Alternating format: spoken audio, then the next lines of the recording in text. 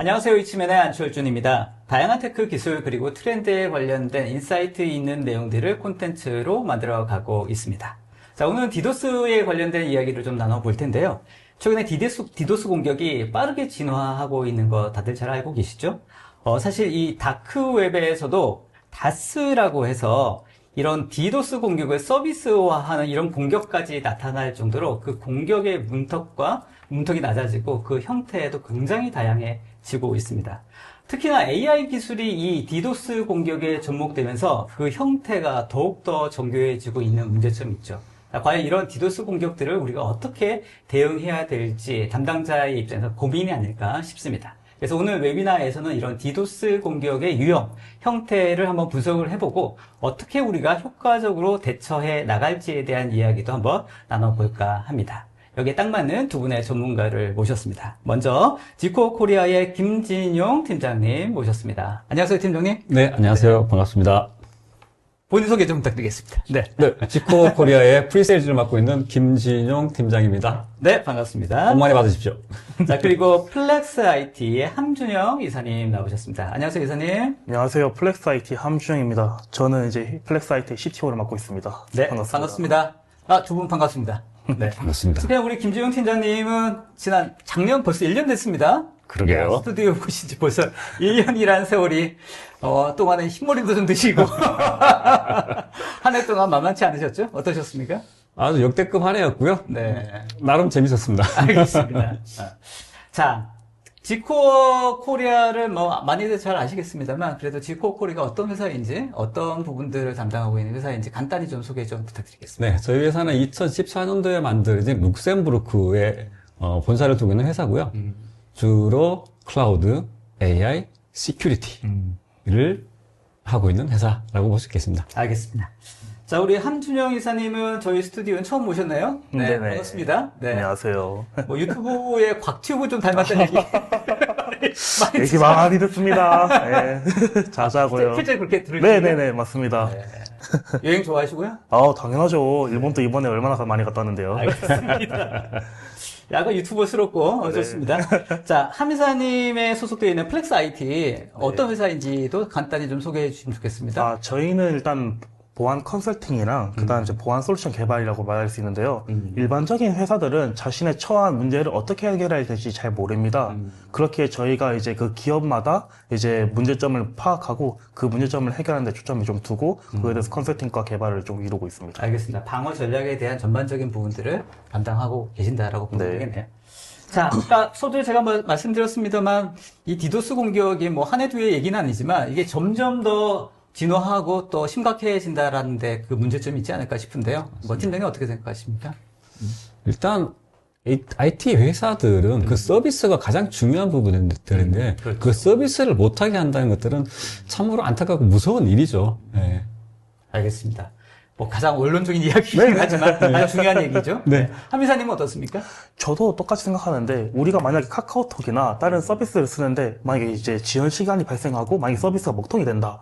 그러면은 자연스럽게 고객은 이 애플리케이션 서비스를 바로 이제 반감이 들게 돼요. 자신이 이제 해야 될 일을 이 애플리케이션이 이제 제대로 이제 일을 안 해주니까 그렇기 때문에 서비스 다운타임이 길어지면은 이제 브랜드의 가치가 하락되고 매출이나 영업이익이 당연히 이제 떨어지는 것이 자연스러운 현상이라고 생각합니다. 그래서 저희 같은 이제 보안 전문가들이 이제 서비스의 업타임을 이제 지키고 이제 다운타임이 발생하지 않도록 이제 보안 솔루션을 좀 제대로 강화해야 될 것이 이제 좀 주의 핵심이라고 생각합니다. 알겠습니다. 사실 이제는 거의 대부분의 서비스들이 다 이렇게 온라인으로 지원해 주고 있고 애플리케이션이라는 서비스가 이게 중단됐을 때 발생하는 어떤 사업적인 비즈니스 영향이 원체 이제 커지기 때문에 이런 것들을 어떻게 대응하는 것인지가 보안의 영역뿐만 아니라 이 비즈니스 전반적인 전략과도 관련이 있어서 잘못하면 이게 문 닫을 수도 있는 그런 상황이 될 수도 있지 맞습니다. 않습니까? 그래서 이런 상황들을 우리가 잘 인식하고 어떻게 대응해야 될지가 더욱더 중요해지지 않나 싶습니다. 오늘 이런 이야기 좀 잘 부탁드리겠습니다. 잘 부탁드립니다. 자, 오늘 웨비나는 여러분들과 같이 만들어 갑니다. 여러분들 의견을 오른쪽 댓글창에 남겨주시면 실시간으로 저희가 답변 드릴 수 있도록 하고요. 웨비나 진행 중에 온라인 설문조사도 오픈됩니다. 꼭 좀 답변 주시면 더 좋은 콘텐츠 만드는 데 도움이 될 것 같습니다. 자, 이제 본격적으로 오늘 웨비나 시작해 보도록 하겠습니다. 2025년도 디도스의 공격은 어떤 식으로 이루어지고 있고 이런 것들을 분석함을 동시에 어떻게 효과적인 대응 전략을 세울지에 대한 웨비나 이제 본격적으로 시작해 보도록 하겠습니다. 먼저 김지용 팀장님 준비해 주셨죠? 네. 발표 시작해 보도록 하겠습니다. 네. 작년도에 이제 공격 동향들하고 그를 바탕으로 한 올해 우리가 어떤 것들을 대비해야 될지 저하고 하미사님하고 같이 준비한 내용들이니까 네. 한번 봐주시면 고맙겠습니다. 일단 모든 매체에서 그리고 모든 시큐리티 솔루션 업체에서 하고 있는 얘기들은 다 똑같은 얘기죠. 일단 늘었다. 전부 다 늘었습니다. 그럼 어떻게 늘었을까요? 이걸 한번 봐주시죠. 지금 하미사님 내용을 보시면 검거율인데요. 검거율은 작년에 오히려 많이 떨어졌습니다. 이게 대체 어떻게 된 걸까요? 이것은 예전에는 이제 자신이 이제 이 해커들이 바이러스를 만들어서 이 바이러스를 이제 유포합니다. 그런 다음에 이 바이러스에 감염된 좀비 PC들을 모아서 이제 제가 공격하고 싶은 이제 서버 타겟에다가 지로 공격했습니다. 이러한 방식 같은 경우에는 이제 예전 방식 같은 경우에는 이 뭐 바이러스나 좀비 PC들을 이제 뭐 약간 좀 분석을 하면은 이 악성 코드 안에 이제 뭐 어떤 사람이 이제 이 바이러스를 배포했고 이제 약간 좀 용의자를 특정할 수가 있게 됐었습니다. 하지만 이제 이 요즘 같은 경우에는 이 약간 좀 어두운 다크웹에서 이 디도스 공격을 쉽게 할 수 있는 이제 다스 서비스를 개발하는 데 있어서 이제 좀 다른 차이점이 뭐냐면은 이 약간 자신의 해커들이 일부러 전 세계에 있는 모든 이제 네트워크망에다가 이제 좀비 PC들을 일부 나눴습니다. 네. 그리고 이제 거기서 공격을 하기 때문에 이제 뭐 흔적이 안 남아요. 네. 제가 직접 공격을 하더라도. 네. 그렇기 때문에 오히려 검거율이 떨어질 수 있다고 봅니다. 아, 그렇군요. 그 슬라이드를 잠깐 보여주시겠습니까? 슬라이드 화면. 네. 보는 것처럼 실제로는 디도스 공격이 늘어났음에도 불구하고 검거율이라고 하는 것들은 더 낮아지는 이유가 방금 말씀하신 그런 이유 때문에 그렇군요. 네, 맞습니다. 네. 하지만 실제로 피해액은 더 늘었다는 거죠. 네. 그러니까 결국 범죄자들은 잡히지 않고 그들의 목적들을 충족시켜 나가고 있는 그런 그렇죠. 일이 발생하고 있고 그게 급격하게 더 커졌다라고 볼 수 있다는 거죠. 근데 그 커짐의 범위가 엄청나게 늘었나요? 엄청나게 늘었다고 볼 수 있겠습니다. 실제로 우리들이 작년에 겪었던 그 사례를 한번 보자고요. 네. 자, 요게 바로 스톤월이라는 데서 발표하고 있는 작년 1, 4분기 보고서입니다. 여기 보시면 한국이 대충 한 7번째, 8번째 정도 3% 정도밖에 안 돼요. 얼마 안 되네요. 네. 디도스 안전한 나라네. 3% 정도야 뭐 네. 까짓 거? 네. 2조? 네. 2, 4분기를 보겠습니다. 네. 1등 했습니다. 이야. 와. 저희가 잘하긴 하는군. 이게 과연 좋은 일인지 나쁜 네, 일인지. 네, 네. 나쁜 일이지 않습니까? 아주 나쁜 일이죠. 한국의 타겟이 2, 4분기에 갑자기 타겟이 됐다라는 네. 걸 볼 수가 있죠. 왜, 뭐, 어떤 특별한 이유가 있나요? 특별한 이유를 한번 되돌아볼까요? 아, 네. 1년 동안 2024년 2, 4분기에 무슨 일이 있었는지 조금 더 이렇게 한번 보면 잘 보일 것 같습니다. 네. 이게 2024년 4월 달에 저희가 공격을 받았던 내용들입니다. 이건 동일하게 베케라라는 데서 4월 달 보고서를 제가 따고 온 것들이고요. 네. 여기 보시면 첫째 초당 패킷을 얼마나 공격을 받았냐 네. 라는 것들을 본 겁니다. 여기 보시면 2024년 4월 11일, 12일, 13일 아, 그렇군요. 이때 패킷들이 확 늘었죠. 네. 물론 여기에는 당연히 한국에 대한 것들이 많이 있을 겁니다. 이건 아시아 전체에 대한 것들이니까. 그러면 2024년 4월 11일, 12일, 13일에 무슨 일이 있을까요? 네. 기억납니다. 기억나죠? 선거. 총선이 있었죠. 그때 공격이 확 들어왔다는 거죠. 실제 어떤 그 사회적인 이벤트가 있을 때 해당되는 이벤트를 노리고 맞습니다. 혹은 뭐 거기에 편승해서 이런 공격들이 다양해지는 거군요. 맞습니다. 대부분 그런 일들이 발생하죠. 여기에 또 특징들이 하나가 있습니다. 네. 오른쪽은 네. 실제로 그 공격에 어느 정도의 밴드위드 쓰여졌느냐라는 네. 것들을 본 겁니다. 한국이 분명히 1등인데 해당하는 시기에 보게 되면 그 밴드위드 그만큼 높진 않아요. 아, 네. 그죠? 네. 이 말인즉슨 네. 밴드에서 소모하는 공격보다는 뭔가 다른 식의 공격이 더 많았다. 아. 라고 볼 수 있죠. 공격의 유형이 또 다양해진다라고도 볼 수 있는 건가요? 그렇습니다. 우리 작년에 얘기할 때만 해도 네. 가장 무식한 공격이 제일 많다. 아, 네. 라고 말씀을 드렸죠. 네. 그건 당연히 밴드에서 가장 많이 소모하는 공격인데 네. 이제는 네. 약간씩 바뀌어지고 있다. 라고 볼 수도 있겠네요. 맞습니다. 알겠습니다. 그럼 어떤 형태로 우리가 그러니까 예를 들면 기존의 어떤 디도스 공격 방어 체제나 그런 방법으로는 이런 이제 새로운 어떤 디도스 공격에 대해서 방어할 수 있는 어떤 그 제한이 있다. 이렇게 볼 수 맞습니다. 있는가요, 그러면? 그래서 올해는 좀 더 다른 식의 공격들이 있을 거고 거기에 따른 뭔가 대비가 필요할 것이다 라는 것들이고요. 가볍게 보게 되면 그래도 전 세계적으로 가장 많이 발생하고 있는 디도스 어택의 종류는 유니크한 공격에서 이제 카펫 공격들이 좀 많이 발생하고 있고요. 이 카펫 공격이라는 것들을 간단하게 설명을 드리면 기존에 특정 한 사이트에다가 하나의 IP, 두 개의 IP를 완전히 집중해서 공격하는 것들이 보통 이제 유니크 공격이라고 한다 그러면 해당하는 사이트에 알고 있는 모든 IP를 가지고 전부 다 우리 융단 폭격이라고 하죠. 그런 식의 공격을 카펫 공격이라고 하고 있고요. 네. 그런 일들이 좀 더 많습니다. 네. 일반적으로. 네. 양으로 따지면 분명히 UDP, IP 플래그 등등 이런 식의 공격이 가장 많습니다. 네. 하지만 이거는 좀 더 단순한 공격들이라는 것들이죠. 그래서 실제로 어떤 식의 이 영업 테리토리에서 가장 많은 일들이 발생하고 있는지 그런 것들도 한번 봐볼 수가 있을 것 같습니다. 이것도 마찬가지로 아시아에서 발생한 내용들입니다. 두 개 사이트에서 나와 있는 내용들을 비교를 해보면 이렇게 볼 수가 있습니다. 조금 설명을 해주실까요? 네네. 네. 스토몰 같은 경우에는 기본적으로 가버먼트 섹터에서 가장 높은 공격을 일어나고 있다라고 보고 있는데요. 반대로 이쪽에서는 이 공공기관 내용이 없습니다. 그러네요. 네, 커뮤니케이션, 파이낸스, 엔터프라이즈 뭐 약간 달라요. 네. 그럼 과연 이걸 우리가 어떻게 봐야 될까요? 어떻게 봐야 됩니까, 이게? 그러니까 특정하는 회사나 아니면 또 기관마다 이게 측정하는 방법이 다르다고 볼 수 있다. 맞습니다. 네. 두 가지를 봐야 될 것 같습니다. 첫 번째는 어떻게 나눠주느냐 따라 달라집니다. 실제로 보시면 여기 스토몰 같은 경우에는 가버먼트 섹터를 별도로 나눈 반면에 네. 지금 이 사이트에서는 네. 가버먼트가 아예 안 보여요. 네. 왜냐하면 보통은 가버먼트도 특정 커뮤니케이션 서비스에서 받으니까 네. 한 단계까지만 본 거죠. 거기서 다 포함되어 있는 거군요. 그렇습니다. 그러니까. 그런 게 있을 거고요. 또 하나는 범주 자체를 나누는 기준이 사실 이게 뭐 법으로 정해진 게 아니지 않습니까? 그렇죠. 네, 그 회사에 따라서 나눠주는 것들인데 네. 거기에서 가장 중요한 부분은 내가 디텍션 할 수 있는 부분을 나눌 수밖에 없다라는 거죠. 네. 여기에서 그러면 저희가 분석해본 내용도 한번 보여드리겠습니다. 좋습니다. 동일하게 1사분기 내용입니다.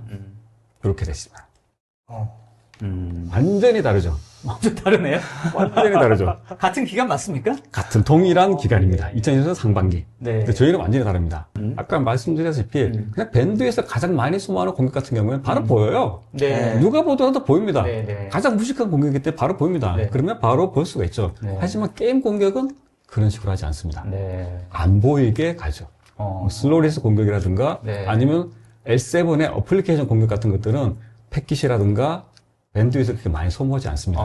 그래서 그 부분은 그냥 대충 봐서는 보이지 않습니다. 뒤쪽에 조금 더 자세하게 다루겠습니다. 알겠습니다. 특정하는 기관마다 약간 기준도 다를 뿐더러 실제로 이거를 디도스 공격을 디텍션 하는 방법을 제대로 디텍션을 못하면 맞습니다. 공격이 있는 실제로 공격이 있었지만 공격으로 인지를 못하는 경우도 맞습니다. 많이 있다라고 볼 수 있는 거네요. 그렇습니다. 실제로 그러면 지코의 이 데이터가 더 정확하다고 보시는 건가요? 저희는 그렇습니다. 왜냐하면 저희는 이 부분이 나온다는 거죠. 보통은 측정이 더 잘 가능하다. 안 나옵니다. 안 나오는 이유도 있습니다. 그 뒤에 이유도 한번, 그 이유도 한번 설명해 주시죠. 궁금증을 드리고 다음에 말씀드리도록 하겠습니다. 좋습니다. 실제로 한국에서 가장 많이 쓰게 된 게 바로 이거잖아요. 그죠? 그렇죠. 네. 엄청 유명하죠. LCK. 아마 많은 분들 기억하고 계실 것 같은데 이 이야기도 한 번 더 좀 설명해 주시면 좋겠습니다. 이 LCK라는 게 이 리그 오브 레전드의 이 뱅가드라는 이제 보안 프로그램이 있습니다. 우리 게임을 하다 보면은 이 정상적으로 이제 게임을 해야 되는데 이 어느 하나 좀 특이한 애들이 있습니다. 이 특이한 애들이 네.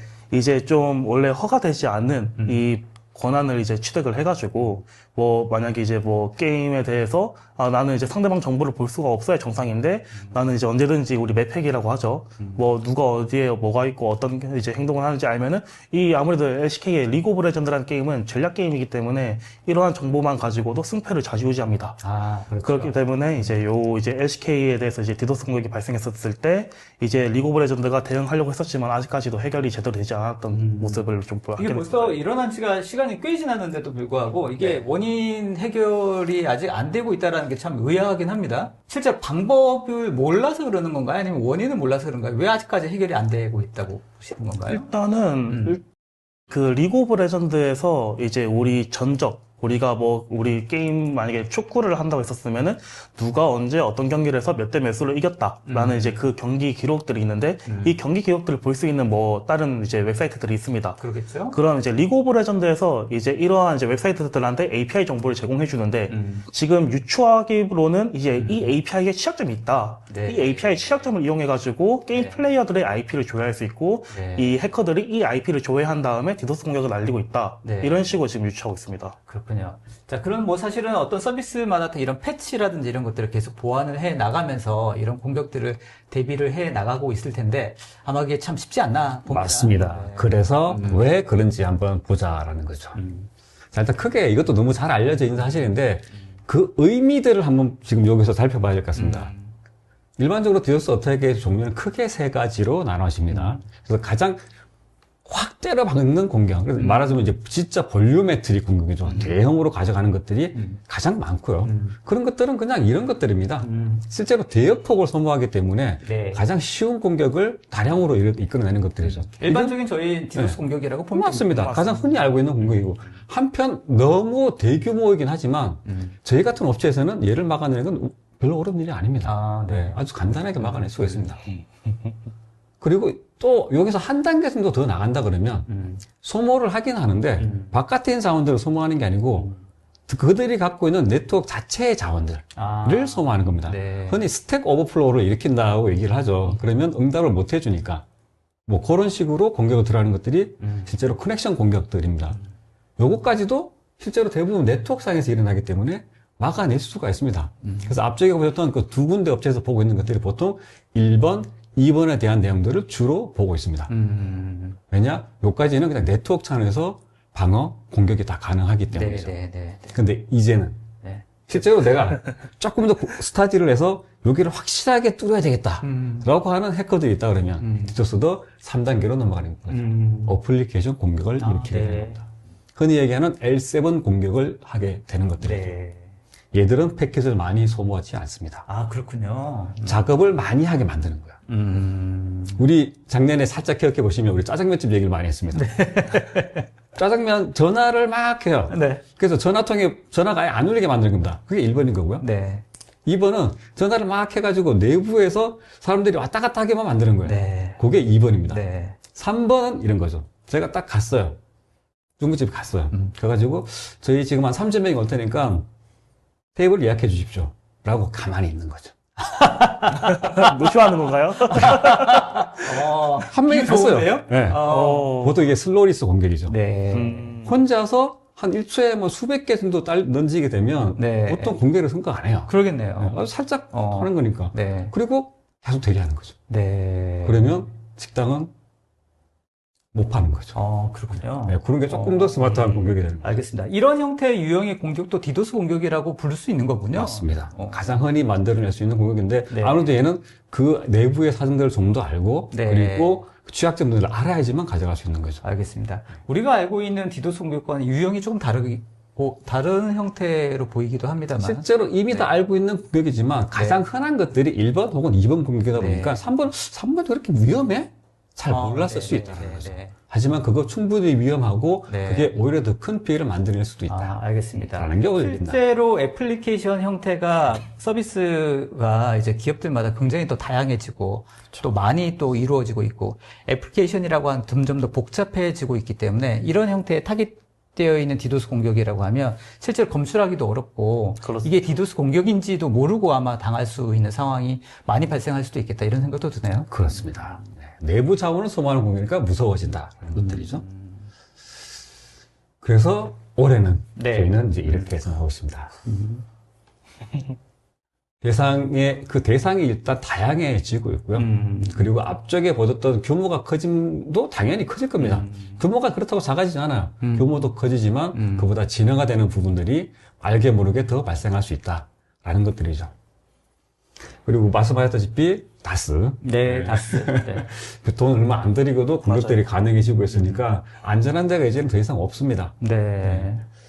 그러니까 이런 다스 형태의 뭐 이런 디도스 서비스 형태가 이제 광범위해지다 보면 아까 말씀하셨던 뭐 여러 가지 공격의 범위가 뭐 사실 이제 내가 어떤 누군가가 좀 마음에 안 든다고 하면 그렇죠. 얼마든지 공격할 수 있는 맞습니다. 그런 환경이 되고 갈 수도 있겠다. 개인적인 원한을 가지고도 공격할 수 있겠다. 이런 생각도 좀 듭니다만 어떻습니까? 네네. 예전에는 네. 이제 특정 웹사이트나 네. 이제 기업들을 대상으로 이제 디도스 공격을 했더라면 요즘에는 이제 뭐 치즈직이나 뭐 숲 이런 이제 스트리밍 이제 방송들에다가도 이제 개인적인 이제 이 방송인에 대한 원한으로 공격하는 경우도 많습니다. 네네네네. 그러니까 어떤 게임 중계를 하고 있거나 그 어떤 네. 앵커 같은 그런 어떤 서비스를 하고 있는 그 사람들도 공격을 하는 거군요. 네네. 네. 그래서 이제 너무 쉬운 공격들은 또 대부분 다 방어를 합니다. 근데 그래도 못하는 것들, 한 단계 더 나간 좀 더 위험한 악질적인 범죄들이 더 발생할 수밖에 없다라고 볼 수 있게 되는 거죠. 알겠습니다. 그래서 전반적인 2025년도 디도스의 형태를 보면 아무튼 규모도 커지고 더욱더 정교화해지고 또 누구나 이 디도스 공격을 할 수 있을 만큼 광범위해지고 일반화되어 가고 있다. 이렇게 보면 되겠군요. 그렇습니다. 그러면 아까 어떤 그리고 대비책이 필요할까? 네, 아까도 말씀 또 애플리케이션 공격이라 이런 것들도 굉장히 또 진흥화되어 가고 있는 부분도 있을 것 같고. 맞습니다.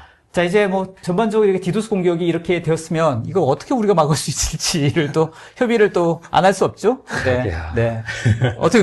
어떤 고민을 어떻게 해결할 수 있습니까? 큰 고민을 하고 큰 용단을 내렸습니다. 네, 네. 지코에서는 어떤 제언이 가능한지 한번 살펴보면 좋겠습니다. 네. 여기에 저희가 중요한 제안들을 드리고 거기에 저희 지코가 어떤 식의 용단을 내렸는지 보도록 용단입니까? 용단? 하겠습니다. 용단 내렸습니다. 좋습니다. 용단. 노란색으로 일단 봐주십시오. 네. 여기에 두 가지 큰 용단이 있는데요. 첫 번째, L3 to L7까지의 보호를 모두 다 한다. 아, 라는 네. 것들입니다. 네.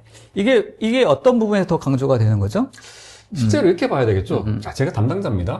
그래서 디도스 공격 많이 들어오니까 대비를 해. 네. 대비를 했습니다. 네. 보통 일반적으로 L4까지 대비를 합니다. 근데 S4. 네.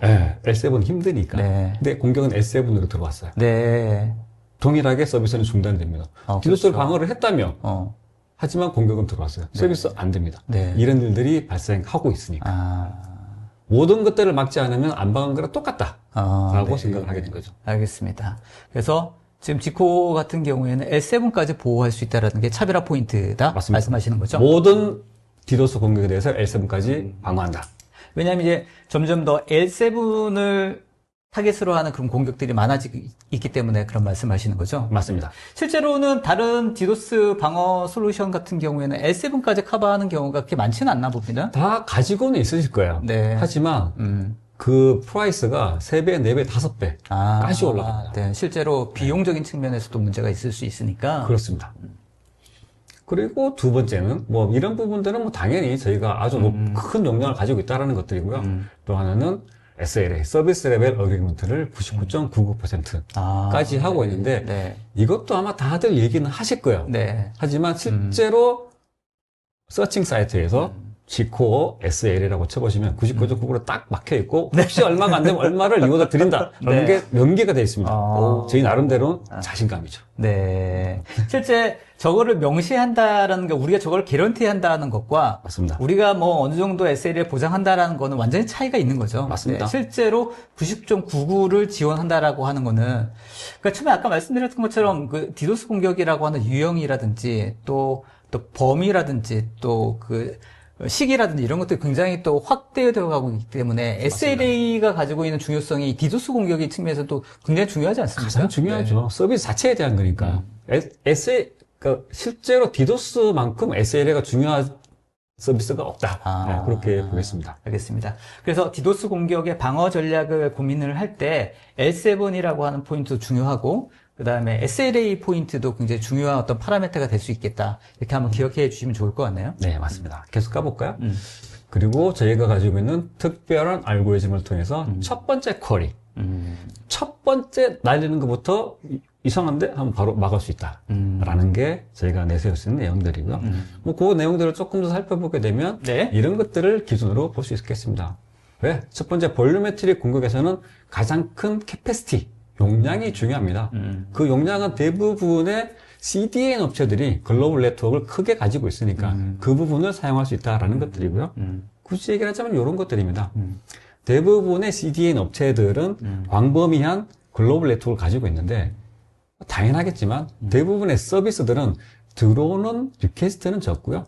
나가는 양은 많습니다. 네. 그래서 실제로 인바운드와 아웃바운드를 이렇게 나누진 않지만 전체 폭을 보게 되면 그 중에 꽤 많은 양들은 실제 서비스에 쓰이지 않고 예비가 되어 있다는 것들이죠. 네. 그런 것들을 기준으로 실제로 저희가 볼륨메트리 공격을 막아내는 일들을 하고 있다라는 게 이제 일반적인 얘기고요. 저희 지코에 대한 얘기를 한번 해보면 이 부분이 특징적이다라고 볼 수 있겠습니다. 실제로 스크러빙 센터라는 것들이 가장 중요한 역할을 하고 있습니다.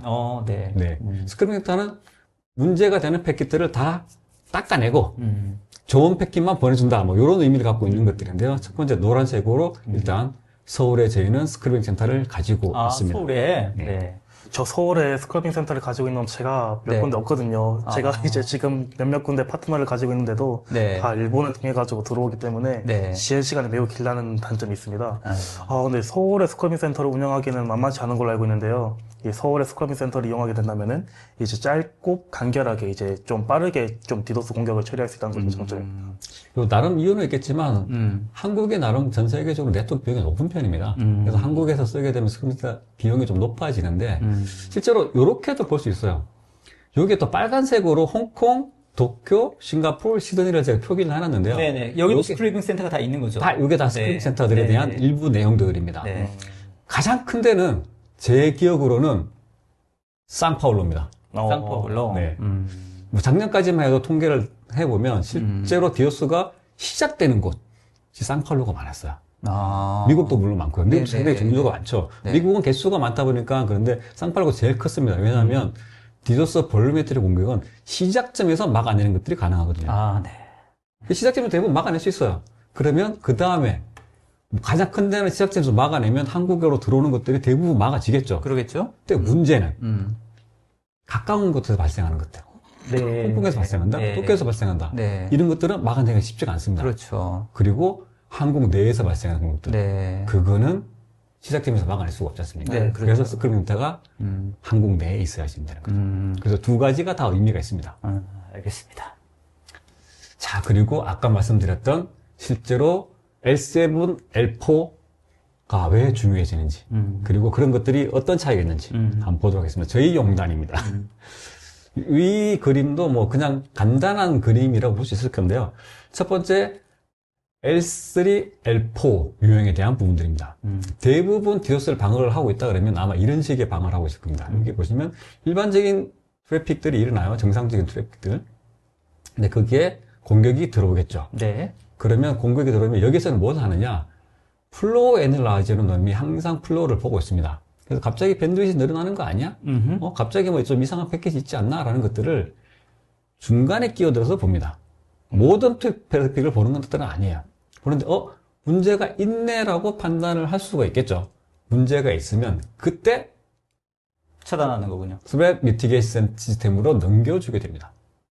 그러면 이때 넘어가는 시간들이 아무리 빠르더라도 거의 60초가 걸립니다. 네. 그럼 60초간은 그때 트래픽이 쭉 그대로 가겠죠. 그러겠네요. 네. 그럼 60초 전에 물론 막아낼 수가 있습니다. 네. 하지만 이게 과연 의미가 있을까요? 네. 요즘 볼륨메트리 공격은 거의 몇십 기가 bps, 심지어는 테라 bps 공격까지도 나타나고 네. 있죠. 이미 한번 공격을 엄청나게 한 방 먹은 다음에 그 다음에 대처를 해야 되는 그런 수준이군요. 공격이 60초가 일어났으면 다시 복구하는데 몇십 초 혹은 몇 분이 걸릴지 몇 시간이 걸릴지 알 수 없습니다. 네. 그런 내용들이 있고요. 원체 방대한 밴드위스를 가진 공격이 한 방에 딱 일어나니까 그렇습니다. 저 정도의 어떤 뭐 딜레이 정도에도 그 공격을 막을 수 있는 방법이 없는 거군요. 작은 정도의 공격을 막아낼 수 있다. 네. 그 정도인 거죠. 그리고 우리 내부의 리소스가 충분히 커서 60초까지 버틸 수 있어. 라면 할 수 있죠. 네. 왜냐하면 비용이 적게 드니까. 네. 이렇게 볼 수 있죠. 이해 있습니다. 근데 여기에 안 되는 것들이 있죠. 60초를 했지만 서비스를 다시 살리는데 몇 시간이 걸리는 경우가 있습니다.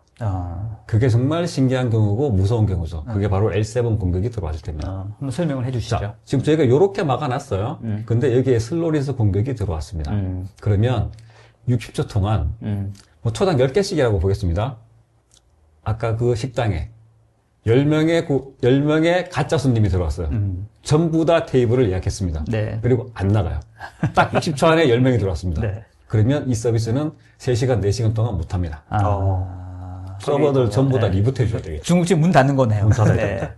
그러니까 이렇게만 막았을 때는 실제로 디도스를 간단한 것들은 막아내지만 네. 그런 이 스마트한 공격들은 못 막아낸다는 거죠. 네. 그래서 저희는 이제 이런 용단을 내린 거죠. 보통 저희가 앞쪽에 이런 방식을 온 디맨드 방식의 서비스라고 하고요. 뒤쪽은 always on 서비스라고 합니다. 얘는 중간에서 항상 모든 것들을 모니터링 하고 있습니다. 네. 그래서 L7까지를 전부 다 항상 모니터링 했으니까 저희 통계에도 항상 나올 수밖에 없죠. 그렇죠, 그렇죠. 네. 그리고 L7까지를 전부 다 보고 있는 것들이고 얘는 3초 미만에 얘를 막아냅니다. 네. 보통은 1초, 2초 내에 막아내는데 저희가 SL이 때문에 3초로 얘기를 하고 있습니다. 알겠습니다. 그리고 그래서- 이제 네. 뭐 밑에 고비용이라고 써 있습니다만 모든 걸 다 이제 탐지하기 때문에 사실 이제 비용적인 측면에서 더 많이 맞습니다. 들지 않을까 이렇게 실제로 이제 전략적인 측면에서는 그런 고민이 들 수도 있을 것 같은데요. 맞습니다. 네. 네. 그냥 모노 트래픽이 다 통과하는 것들을 전부 다 보고 걔를 필터링 해줘야 되니까. 네. 그럼 여기에 보시면 여기에서는 플로우 애널라이저 한 놈이 동작하는 거예요. 그러니까 여기서는 아주 작은 어떤 뭐 이 관리 툴 가지고도 필터링을 해냅니다. 하지만 여기 보시면 저희는 리소스 애널라이저, 테크니컬 애널리시스, 비헤이비어 팩터 네. 레코그니션, 쿼리 체크, 쿼리 밸리데이션 이런 것들이 계속 동작을 해줘야지 됩니다. 비용이 많이 들어가죠. 네. 하지만 저희는 기존의 온디맨드 서비스에 비해서 20% 정도의 비용을 더 받고 네. 모든 것들을 L7까지 프로텍트하는 그런 서비스를 내놓은 용단을 내렸습니다. 그래서 용단을 하셨군요. 맞습니다. 용단이라고 말씀하셨군요. 실제로 과연 이게 내부에서도 이거 해가지고 가격이 남을까라는 고민들을 많이 했었던 네네네. 그런 일들을 했습니다. 처음엔 저희가 용단이라는 표현을 왜 썼나 했는데, 이게 용단이군요. 맞습니다. 용단이네, 진짜. 맞습니다. 하지만 이게 없으면 의미가 없다. 네. 저희가 판단했고 네네네. 고객의 마인드로서 봤을 네. 때 그래서 했는데 막혔어. 네. 의미가 없지 않냐. 그렇죠, 그렇죠. 그렇게 된 것들입니다. 알겠습니다. 자, 그래서 그러면 저희가 실제로 음. 이 L4의 Always On 서비스가 어떤 것들을 보고 있는지를 한번 보자는 거죠. 첫 번째, 실시간으로 저희 네트워크 밴드위시라든가 패킷들을 양을 봅니다. 그러니까 간단한 거죠. 이게 기존의 L7, L4가 하던, L3, L4가 하는 것들입니다. 이 단계에서만 보통 맞거나 말거나 이제 이렇게 했죠. 하지만 L7은 이 뒤에 것들을 항상 처리를 해줘야 됩니다. 첫 번째는 테크니컬 어널리시스를 합니다. 네. 예를 들면 패킷의 크기가 어떤지를 보는 것들입니다. 그 예를 들면 그래서 쭉 들어온 A라는 어떤 고객이 있고요. 그들이 쭉 들어옵니다. 근데 패킷이 크게 크다가 작았다면 할 거 아닙니까? 그러겠죠. 그러면 그들의 중간 크기 값은 어떻게 되는 거지? 그리고 가장 큰 건 어떻게 되지? 작은 건 어떻게 되지? 그러면 이런 이미 식으로 분석한 데이터를 가지고 있는 거군요. 그렇죠. 네. 그래서 얘가 정상적인지 아닌지 일단 첫 번째로 보는 거죠. 네네네. 그리고 두 번째는 이게 가장 중요한 팩터가 되겠죠. 네. 그 클라이언트가 네. 기존에는 한 3초에 한 번씩 요청을 했는데 갑자기 1초 10개씩 오네? 네. 그거 좀 이상하잖아요. 그렇죠, 그렇죠. 행동을 분석합니다. 이 말은 기존에 어떻게 행동을 했는지에 대한 것들 저희가 갖고 있어야 되는 거죠. 그렇게 해서 행동을 분석합니다. 이해했습니다. 그래서 쿼리 간격을 보는 것들이고요. 그 다음, 이상한데? 라고 하게 되면 그 다음 단계로 넘어가는 거죠. 그러면, 얘가 기존에 의심스러운 시그니처하고 얼마나 유사한지를 네. 봐야 된다는 거죠. 아주 유사하다? 그럼 이건 분명히 이상한 거죠. 근데 우연히 발생할 수도 있겠죠. 그러겠죠. 그 우연성하고 그 두 가지를 봅니다. 그러면 이 모든 것들을 가지고 마지막 결론을 내립니다. 얘가 봤더니 패킷의 크기도 이상하고, 그리고 기존 행동하고도 달라. 그리고 의심스러운 시그니처가 가깝다. 네. 이러면 얘를 문제가 있다라고 맞게 되는 거죠. 알겠습니다.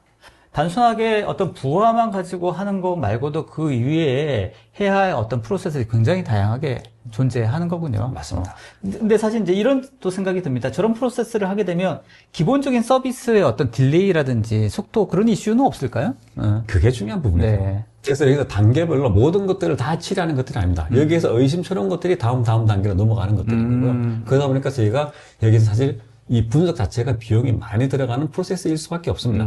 그래서 그것도 나름대로 잘 저희가 효과적으로 예, 최적화를 시키는 그런 과정들이 맞습니다. 필요해요. 알고리즘을 만들어낸 것들이죠. 그래서 제가 첫 번째 바이트부터 막아낼 수 있다라고 감히 말씀을 그런 드리는 거군요. 네.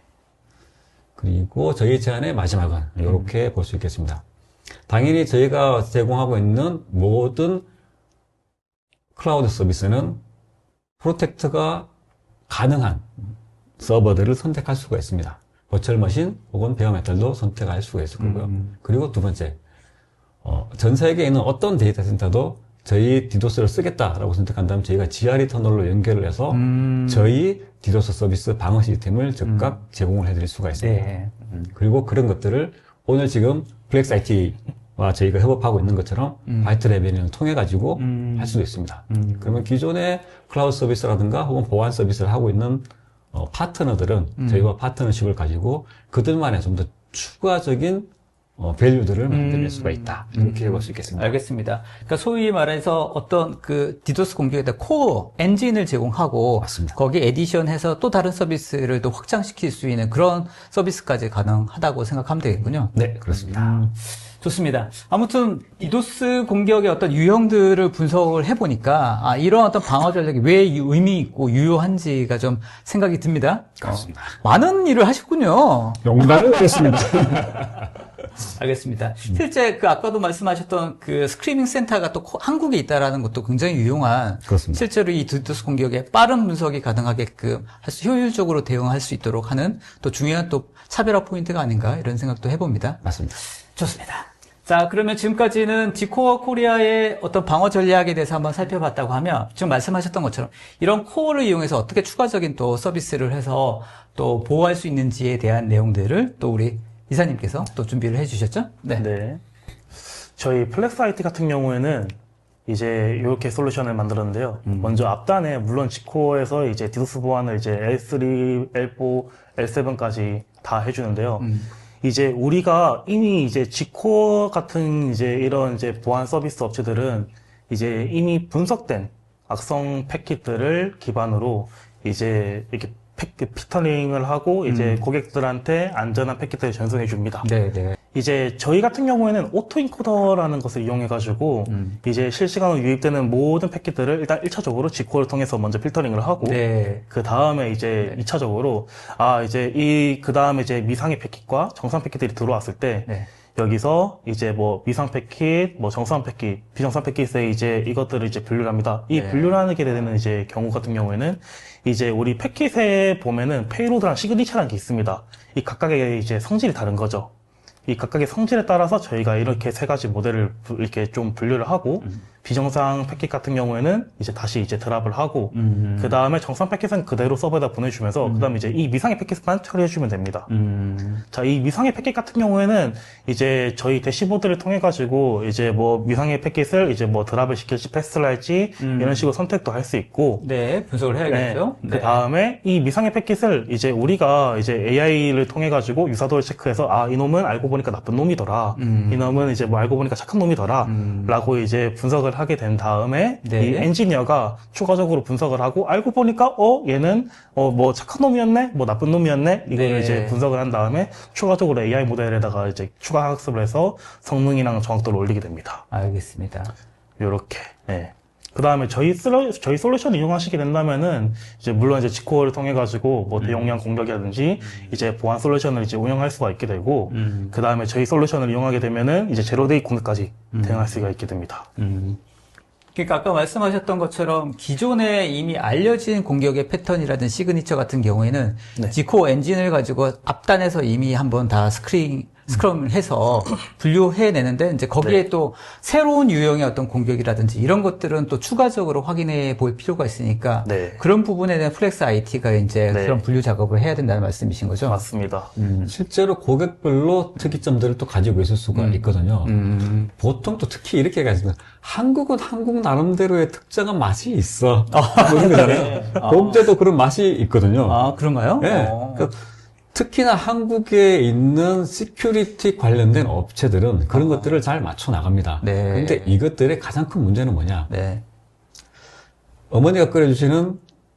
비유 잘 된장 그게 제일 맛있잖아요. 네네네. 하지만 제가 그 맛을 못 냅니다. 그렇죠, 그렇죠. 기존에 있던 것들 그 하나의 된장을 끓이기 위해서 된장을 제가 담을 수는 없거든요. 그래서 제가 괜찮은 된장을 갖다 드립니다.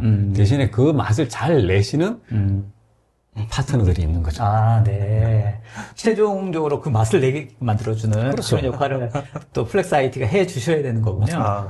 대부분의 불량팩에서 저희가 전부 다 제거를 해드립니다. 네. 그러면 실제 파트너들은 그 중에 안전하다고 저희가 판단하고 보낸 패킷 중에서 이건 좀 이상한데 그것들만 판단해내면 되는 거죠. 그럼 많은 리소스를 들일 필요도 없고 네. 그리고 딜레이가 그만큼 더 많이 발생하지도 않죠. 그렇죠. 네. 그러니까 이런 미상 패킷을 분석하기 위해서는 결국 이제 분석하기 위한 딜레이가 발생하거나 네. 또 분석 패킷을 또 많이 또 분석을 해야 된다거나 그런 어떤 사이즈의 문제들도 있을 것 같은데 맞습니다. 앞단에서 어느 정도 스크리닝을 하니까 저 분석할 수 있는 어떤 양 자체가 좀 컴팩트하게 될 수 있다라는 그런 최적화를 장점이 위해서 지코어를 쓰는 거죠. 알겠습니다. 그래서 실제 플렉스 IT의 솔루션 쓰는 거는 지코의 엔진을 쓰는 거고, 네. 그렇죠? 그렇게 쓰고 그 이후에 이제 저런 분석 데이터를 활용하는 거죠. 맞습니다. 어떻습니까? 앞으로 이런 형태의 미상 패킷이라고 하는 좀 잘 알려지지 않은 형태의 공격 유형들을 분석하는 게 점점 더 중요해지겠죠? 네. 어떻습니까? 네. 가장 중요합니다. 왜냐하면 성공한 범죄는 과거의 범죄를 그대로 모방하지는 않습니다. 기존을 가능하면 모방하겠죠. 근데 그 중에 뭔가 하나를 바꿉니다. 네. 들어가야 되니까. 네. 그래서 저희는 일반적으로 기존의 범죄들하고 유사한 것들은 대부분 걸러냅니다. 하지만 문제는 뭐냐면 그걸 전부 다 걸러내버리면 정상적인 고객들도 못 들어가잖아요. 저도 이제 그 말씀을 드리려고 했거든요. 그래서 네. 오탑률이라는 것들을 줄이는 것도 정말 중요합니다. 오탑률을 줄여야지만 실제로 서비스에는 문제는 안 줘야 되니까. 그래서 얘를 보내줄 수밖에 없거든요. 그렇죠. 일단은 통과시킬 것이냐, 말 그렇죠. 것이냐. 그러니까 이제 제가 그 하미사님께도 여쭤보고 싶은 게 저런 미상 패킷, 결국 이제 미상 패킷을 어떻게 판별하느냐가 굉장히 중요한 부분일 맞습니다. 것 같거든요. 이외를 정상으로 판별할 것이냐, 아니면 비정상으로 판별할 것인지에 따라서 만약에 정상인데도 불구하고 비정상으로 하면 서비스가 중단될 거고 그렇죠. 맞습니다. 또 이거를 비정상인데 정상으로 판단하면 네. 또 어떤 진짜로 공격의 어떤 네. 루트가 뚫리는 상황인 거고 그런 어떤 판단을 하기가 굉장히 어려울 것 같은데 나름의 어떤 그런 알고리즘이라든지 그런 부분을 계속 기술 발전을 해 나가고 계시는 거죠. 네네. 그게 아무래도 저희 숙제지 않을까 싶습니다. 가장 어려운 수되기도 하고. 실제 엔지니어 분석이라고 하는 게 실제 엔지니어 분석을 해 가고 있는 건가요? 이제 저 엔지니어 분석이 약간 AI도 이제 분석을 하면서 저희 사람도 이제 같이 분석을 하게 되는데요. 네. 이제 미상의 패킷도 보면은 이제 미상의 패킷이나 저 비정상의 패킷의 이제 공통적인 목표는 이 서비스를 파괴하는 것입니다. 서비스를 운영하지 못하게. 그렇죠. 그렇기 때문에 비정상 패킷하고 미상의 패킷은 약간 비슷한 이제 성질을 띠게 됩니다. 그렇죠. 저희는 그 비슷한 성질을 이제 유사도를 체크를 해서 이제 요거를 이제 뭐 약간 패스라든지 이제 뭐 드랍을 시킨다든지 그런 네. 식으로 약간 비교를 하고 있습니다. 네. 실제로 저런 미상 패킷으로 분류되는 비율 같은 게 네. 어떤 뭐 보통 어느 정도 되나요? 거의 드물죠. 아무래도 이제 제로데이 공격이다 보니까 거의 전체 트래픽의 0.01% 미만이지 않을까 싶은데 아무래도 이제 금융권이라든지 아니면은 이제 뭐 ISP나 아니면 이제 뭐 클라우드 서비스 제공하는 이제 이런 업체들 이제 뭐 약간 다운타임이 그냥 아예 없었으면 좋겠다 네. 하는 업체들을 위해서 이제 저희 솔루션을 약간 제안하고자 싶습니다. 알겠습니다. 아까 제로데이 공격에 대해서도 우리가 어떤 방어 전략을 충분히 세울 수 있다고 말씀하셨는데 그런 부분 조금 더 추가적으로 설명해 주신다면 어떻습니까? 제로데이 공격이라 뭐 예를 들면은 우리가 아까 L3 이제 공격도 이제 지코에서 차단을 해준다 했는데 L7. L7. 네. L7 공격도 이제 지코에서 공격을 이제 방어해준다고 말씀해 주셨는데요. 우리가 원래 웹사이트에서 저는 일반 유저인데 관리자 페이지를 들어갈 수 없는 것이 원래 일반적인 비입니다. 네. 하지만 이 특정 이제 CV 작성 코드를 이제 우리가 이제 좀 해킹을 해서? 해킹을 하면은 네. 이제 저는 일반 사용자지만 관리자 계정처럼 뭐 서버를 이제 뭐 컨피규레이션을 이제 약간 좀 조작을 한다든지 이런 식으로 이제 좀 지장을 주게 됩니다. 하지만 저희들은 이제 그러한 이제 이 페이로드도 이제 분석을 해가지고 이제 좀 앞단에 이제 아예 접근조차 못하게 차단을 해버립니다. 알겠습니다. 좀 더 뭐 추가적으로 설명해 주실 부분이 있어요? 네네. 그래서 지금 0.01% 정도의 패킷 가지고 뭘 거래라고 생각할 수 있거든요. 네. 근데 그게 정말 무섭다는 것들이 이 글을 보시면 알 수 있습니다. 앞쪽에 뭐 살짝 넘어갔던 부분들인데요. 사실 디도스라는 것들이 볼유메트리의 공격 이런 것들이 무섭다고 생각하는 것들이잖아요. 근데 이거는 이미 저희가 가장 간단하게 막아내요. 네. 단지 그 인프라가 없을 뿐이지 네. 일반인들은 저희는 네. 인프라가 있으니까 쉽게 막아냅니다. 네. 근데 이 뒤쪽으로 쭉 넘어가는 것들, 네. 이게 심지어는 잘 보이지 않는 0.001%만 있는 것들, 보이지도 않네요. 이게 바로 L7 공격. 그러니까 몇 개의 패키지로 제가 이제 가장 간단하게 내가 어떤 식으로든 뭐 어드민의 권한이라든가 하는 것들을 네. 찾아낼 수 있는 방법을 찾아냈어요. 들어가서 쿼리를 몇백만 개 던지는 거죠. 그 애는 명령 하나면 돼요. 그 명령 하나로 쿼리를 100만 개를 던지는 겁니다. 그러면 서버는 100만 개를 계속 일을 하고 있는 거예요. 그렇죠. 그 한 패킷으로 끝내버리는 거죠. 그렇죠, 그렇죠. 그래서 실제로는 저런 빈도수가 굉장히 작음에도 불구하고 맞습니다. 영향력은 엄청 실제로 클수 있다는 엄청 거죠. 클 수 있다라는 거군요. 그렇습니다. 네. 그래서 이런 어떤 수치로 봤을 때는 뭐 저거 뭐 사실 뭐 통과해도 뭐 문제 없을 거 아닌가라고 생각하는데 그게 아니군요. 맞습니다. 그게 아니군요. 그렇습니다. 저거를 막느냐, 막을 수 있느냐, 막을 수 없느냐가 굉장히 중요한 맞습니다. 방어 전략에서는 중요한 포인트가 될 수 있는 거군요. 네. 뭐 가장 간단하게 그냥 게시판을 계속 업데이트 시키는 거예요. 그런 거 하다가 맞습니다. 서버는 계속 자문을 쓰게 네네. 되는 거거든요. 그렇죠, 그렇죠. 근데 그게를 일반적으로 걸리지 않게 네. 1초에 한 3번만 이런 식으로 쭉 가는 거죠. 네. 네. 그럼 이제 수십 개, 수백 개 정도로 디도스 공격을 해낼 수가 있는 거죠. 네, 지속적인 공격이 있는데 인지도 못할 수도 있겠다. 사실 그걸 그런 막게 되면 일반자들도 못 들어올 수 있어요. 그러니까요. 1초에 3번 도는 사람 어떻게 막겠냐고요. 알겠습니다. 네. 자, 오늘 셈션에 관련된 다양한 이야기들 잘 살펴봤습니다. 디도스의 공격의 패턴이 어떻게 되고, 또 이거 우리가 어떻게 효과적으로 막을 수 있는지에 대한 내용들을 한번 잘 살펴봤는데요. 몇 가지 조금 더 보완적인 질문을 좀 드리자면, 아까 말씀드렸던 우리 다스 공격 말씀드렸잖아요. 근데 이게 실제로 광범위하게 공격을 누구나 다 할 수 있는 부분들도 있는데, 가격적인 부분은 어떻습니까? 실제로 공격하는 비용이 올라가면 이런 공격자들도 효과가 없을 것 같다는 생각도 드는데. 이 현실적으로 이제 이 다스 서비스를 운영하는 이제 다크웹 운영자들이 많아짐에 따라서 서로 경쟁하게 됩니다. 그들도 네, 그들도 뭔가 경쟁하고 있다. 네. 그러면- 그렇기 때문에 네. 서비스의 퀄리티는 점점 올라가면서 이제 비용은 점점 내려가면서 요즘에는 이제 조금 어떤 키워드를 조금만 검색해 보면은 이제 뭐 무료로 웹사이트 통해서 자신의 흔적 없이 디도스 공격을 날릴 수 있는 웹사이트들도 있고요. 네. 이제 뭐 $5라든지 아니면 $10 이제 월간 2만 원 밑으로만 이제 지불하고 코인으로 결제만 하면은 네. 웬만한 중소기업 웹사이트들은 다 이제 그냥 서비스 다운시킬 수 있는 그러한 정말요? 다스 서비스들도 정말 많이 있습니다. 이거 쿠폰도 나오나요? 네, 나오더라고요. 코드 나오고요? 6개월 이상 비즈니스가 쓰면은 되는 거군요. 네, 비즈니스네요. 맞습니다. 6개월 이상 쓰면은 이제 뭐 50% 깎아버리고 할인도 되고. 네. 허허. 실제 이게 정말로 하나의 어떤 비즈니스 모델이 되어버린 거군요. 네. 범죄 비즈니스가 된 거예요. 네. 그러다 보니까 이 공격을 활용할 수 있는 공격에 대한 어떤 비용도 네. 경쟁적으로 낮아져서 실제로 이거를 이용하려고 하는 사람들 입장에서는 정말 쉽게 공격할 수 있는 그런 환경이 되어가고 있다. 네. 아무래도 이제 가격이 좀 싼 공격의 유형 같은 경우에는 공격의 어떤 유형이나 패턴들은 좀 심플할 것 같고 볼루메트리 공격이죠. 또 마찬가지로 좀 더 고비용을 들이면 훨씬 더 고도화된 어떤 디도스 그렇죠. 공격이 유형이 가능할 것 같고 그런 생각이 듭니다. 네, 맞습니다. 네네. 여기에 또 이제 뭐 추가적으로 이제 AI라든지 이런 어떤 형태들의 기술들이 접목되면서 더 정교해지고 있겠다. 네. 결국 비즈니스 산업도 내가 차별을 하려고 그러면 저는 $5에 이것까지 공격해드립니다. 뭐 이런 게 나오게 되겠죠. 맞아요. 그러니까 사실 기술이 가장 발전하는 쪽은 공격자들이에요. 맞습니까? 그렇죠. 네. 네, 항상 그 방어 쪽인 입장은 뒤따라갈 수밖에 없는 상황이기 때문에 그런 게 항상 또 저의 딜레마이기도 하죠. 네. 또 추가적인 질문을 조금 드리자면 아까 그 디도스 공격에 관련돼서 게임 회사에 네. 관련된 그런 내용들도 아까 좀 설명해 주셨지 않습니까? 네. 근데 실제로 뭐 얘기를 들어보면 실제 그 게임 회사의 서비스가 장애가 일어난 게 아니라 네. 그 서비스를 이용하고 있는 이용자들을 공격했다라고 하는 그런 내용으로도 알려지고 있는데 그런 부분 좀 더 추가적으로 설명해 주시면 어떻습니까? 아, 네.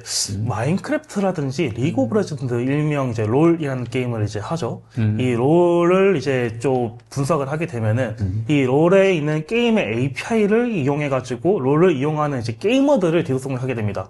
이 롤 같은 게임은 5대5 전략적인 게임이기 때문에 네. 서로 이 5대5라는 이제 게임을 이제 누가 이게 이기면 이제 뭐 점수를 얻고 이제 보상을 얻는 데 있어서 자신이 보다 더 이제 높은 이제 랭크를 차지하기 위해서 또 이런 승패 조작에 이제 디도스 공격을 이제 이용하고 이제 뭐 스트리머라고 하죠. 방송인들, 뭐 유튜버, 이제 뭐 치즈직 등등 이런 방송인들의 이제 뭐 약간 악감정, 개인적인 이제 뭐 약간 좀 악감정으로 인해서 이 리그 롤, 뭐 마인크래프트라는 게임을 이제 함에 있어서 이러한 취약점을 이용해가지고 그 이제 개인도 공격하게 됩니다. 아, 알겠습니다. 그러면 이제 이런 디도스 공격에 대한 방어 전략을 세울 때 단순히 우리 서비스에 장애가 발생하지 않는 것만 신경 쓸 뿐만 아니라 우리 서비스를 이용하고 있는 이용자들을 또 안전을 책임지는 부분들도 검토를 그렇죠. 해야겠다.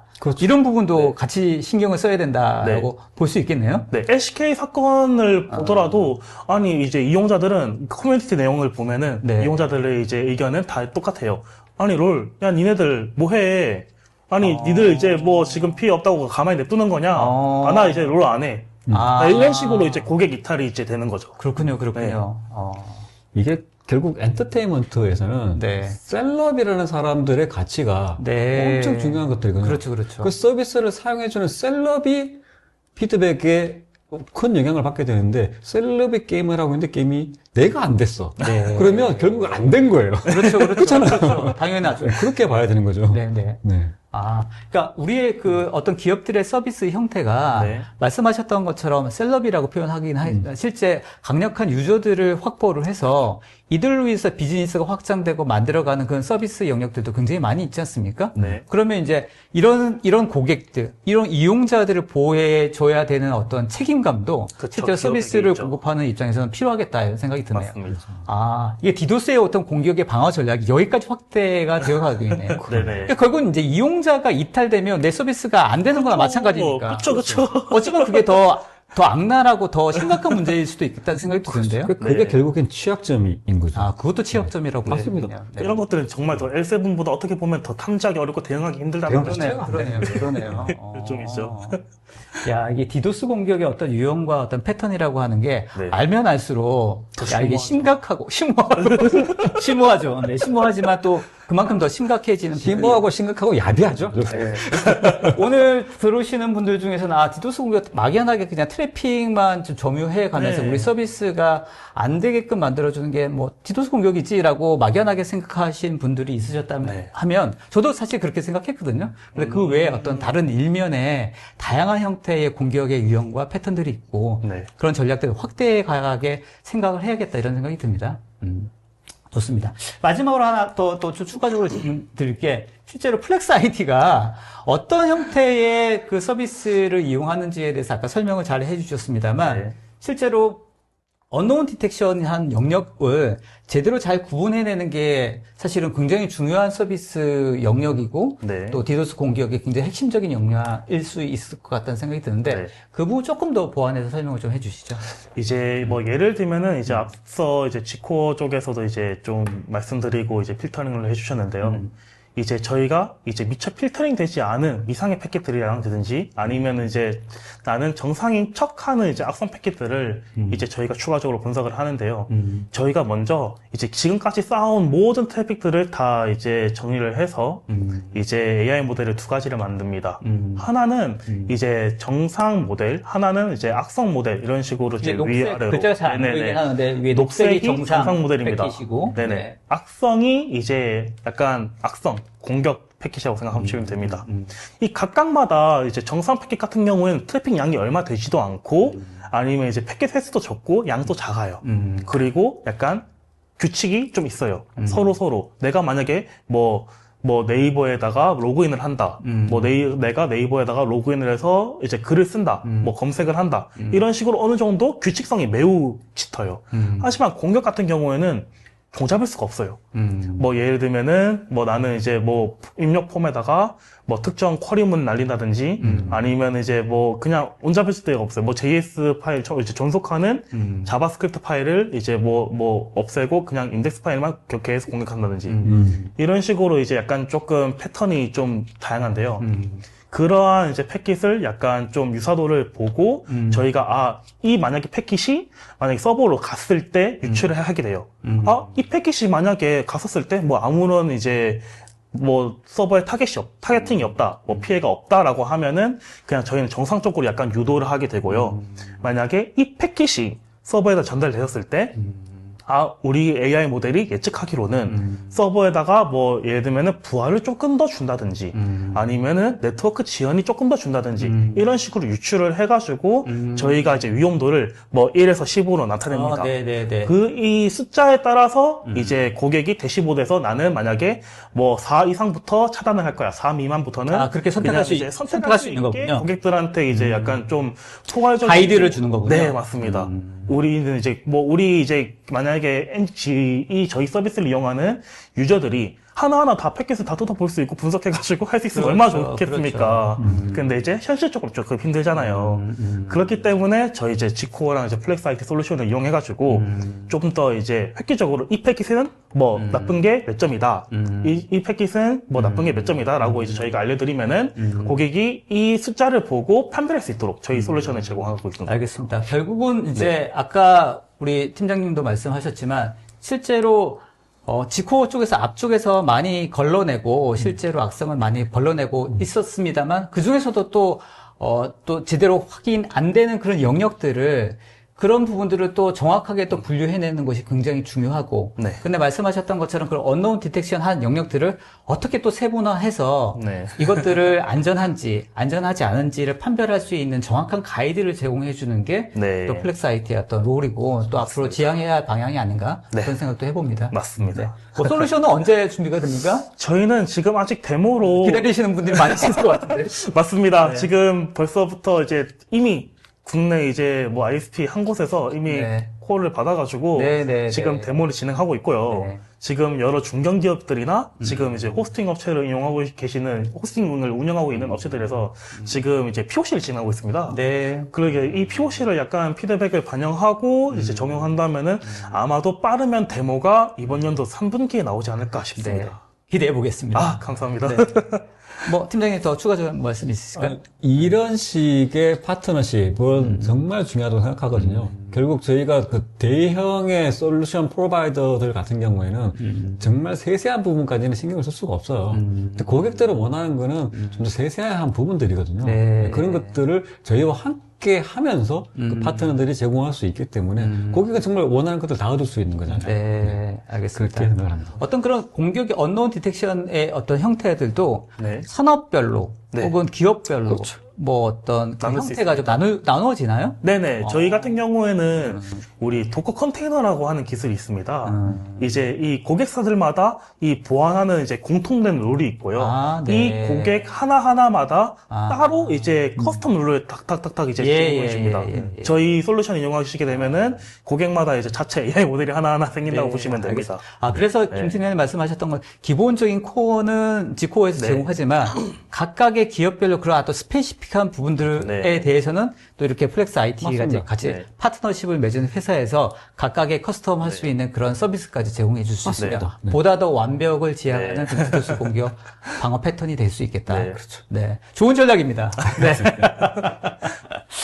자, 알겠습니다. 지금까지 그러면 디도스 공격의 어떤 유형과 또 어떤 방어 전략에 대해 전반적으로 좀 많이 알아봤다고 생각이 듭니다. 그래서 혹시라도 궁금한 거나 또 세부적으로 또, 디도스 공격의 어떤 유형 좀 더 공부해 보고 싶은데 좀 더 자료라든지 이런 것들 좀 필요한 게 있으면 또 연락 주시면 당연히 좋을 것 같고 또 관련된 솔루션에 대해서 문의 주셔도 좋을 것 같습니다. 자, 저희 이츠맨의 마무리, 시그니처 질문 드리면서 마무리하도록 하겠습니다. 자, 오늘은 김진용에게 디도스 방어 전략이란, 그리고 함준영에게 디도스 방어 전략이란 공통 질문으로 드릴 테니까 화이트보드에다가 간단히 한 줄로 써주시면 좋겠습니다. 가장 긴장되는 시간이더라고요, 제가. 자, 지금까지 많은 분들 관련돼서 디도스 공격에 관련된 이야기 나눠봤습니다. 실제로 디도스 공격이 아까 말씀드렸던 것처럼 그냥 광범위하게 밴드위스를 차지해서 우리 서비스를 막는, 방해하는 그런 어떤 공격 패턴으로 생각했는데 실은 이런 것들이 훨씬 더 정교화되고 굉장히 디테일화되고 있다라는 사실을 아마 오늘 세미나를 통해서 많이 알게 되셨으리라고 생각합니다. 여기서 어떻게 구체적인 전략을 준비하는지가 굉장히 중요할 것 같고요. 이런 부분들 오늘 세미나를 통해서 많은 도움 되셨길 바라보겠습니다. 자, 두 분 준비되셨습니까? 자, 함이사님부터 먼저 해볼까요? 자, 함준형에게 네, 디도스 방어 전략이란? 난젤다. 네. 설명을 좀 더 해주시죠. 네, 이게 디도스 공략이라는 거는 이제 뭐 이제 쉽게 보면은 이제 쉽게 보이는 것처럼 이제 그냥 막을 수 있는데요.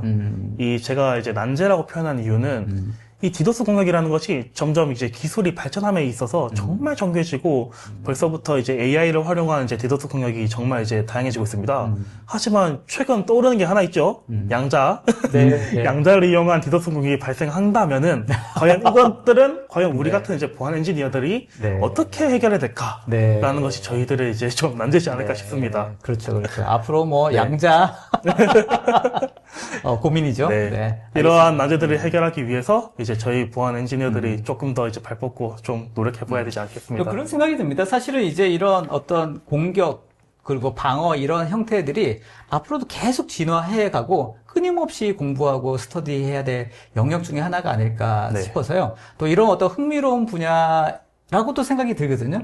계속해서 뭔가 해야 할 것이 있고 나의 잡 시큐리티는 계속해서 안전할 것 같다. 이런 생각도 들지 않습니까? 네. 아이러니네요. 좋은 면이 있다. 이렇게 생각하면 좋겠습니다. 자, 그리고 김진용 팀장에게 디도스 방어 전략이란? 네, 저는 뭔가요? 이렇게 적었습니다. 한옥성. 설명을 좀 해주시죠. 난제 다음에 이어지는 얘기가 되겠네요. 난제이지만 네. 저희에게는 12척의 배가 있지 않습니까? 그 12척의 배, 네. 저희가 막아드릴 수 있다. 저희가 이 전쟁을 끝내드릴 수 네. 있다. 뭐 그렇게 한번 생각해봤습니다. 맞습니다. 비유의 황제. 이렇게 제가 웨비나를 네. 많이 진행했지만 이렇게 비유를 잘하시는 또 발표자를 만나기 쉽지 않은데 평소에 인문학 공부를 좀 하시는 듯? 네, 재미삼아. 아주 흥미로웠습니다. 자, 마무리 멘트로 간단하게 자기 소감 해주시고 오늘 웨비나 마무리하도록 하겠습니다. 함미사님. 네. 이번 이제 이츠맨과 지코어를 통해가지고 이제 저희의 이제 솔루션을 이제 약간 소개와 더불어서 이제 앞으로 이제 모든 사람들이 보안에 좀 더 관심을 이제 써주신다면은 좋겠습니다. 네, 또 감사합니다. 그다음. 네, 보안에는 항상 그런 얘기들을 하더라고요. 경계에 실패한 자는 더 이상 변명을 할 수가 없다. 분명히 공격은 들어오게 되어 있습니다. 미리 대비를 하면 좋겠습니다. 알겠습니다. 자, 오늘 두 분과 함께 오늘 웨비나 디도스 공격에 관련된 여러 가지 이야기 나눠봤습니다. 여러분들 궁금하신 부분들에 있어서 웨비나 끝난 다음에도 이 분들께 연락 주시면 좋을 것 같고요. 지금 연락처 오른쪽 댓글창에 올려놨으니까 이쪽으로 연락 주시면 좋을 것 같습니다. 자, 오늘도 좋은 정보 얻으셨길 바라고 온라인 설문조사 아직 오픈되어 있습니다. 나가기 전에 꼭 좀 답변 주시면 감사하겠습니다. 저희 팀엔 앞으로도 더 좋은 내용으로 또 소개해드리고 찾아뵙도록 하겠습니다. 끝까지 저희 웨비나 참석해 주신 여러분 감사합니다. 자, 두 분 오늘 수고 많으셨습니다. 네, 수고하셨습니다. 수고하셨습니다. 네. 감사합니다.